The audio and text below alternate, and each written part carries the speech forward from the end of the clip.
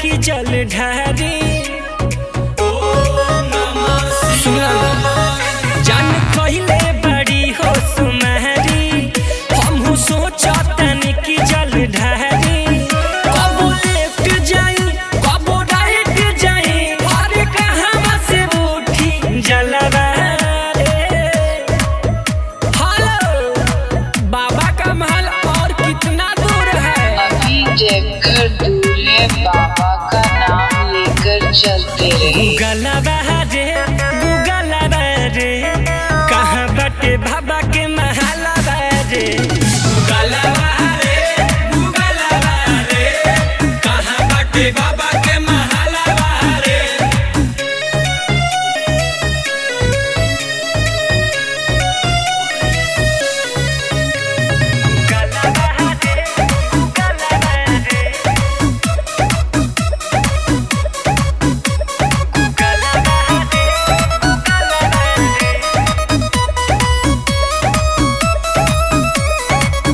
मीठी मीठी बोल के भुलवाई देले बाड़ू कौन दोराही में घुसाई देले बाड़ू। अरे कहाँ गली गुची में आ मीठी मीठी बोल के भुलवाई देले बाड़ू कौन दोराही में घुसाई देले बाड़ू। हम कैसे कहीं बड़ सहन बनी हद काहे आईनी तुहरा कहलवा रे। अभी देखकर दूल्हे चलते रहे। गूगलवा रे कहाँ बटे बाबा के महलवा रे। गूगलवा रे कहाँ बटे बाबा के महलवा रे।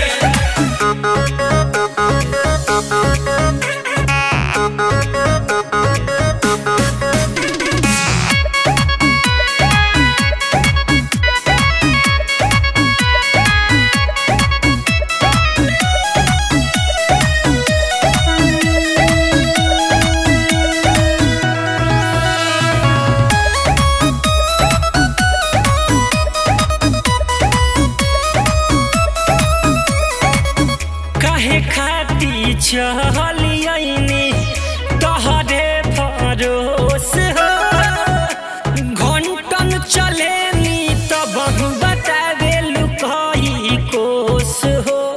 अब तो सही बता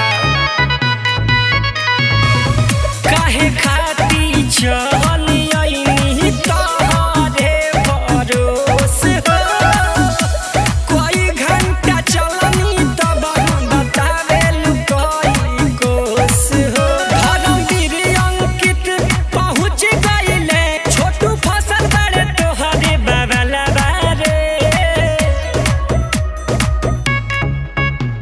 गूगलवा रे कहाँ बटे बाबा के महलवा रे। गूगलवा रे कहाँ बटे बाबा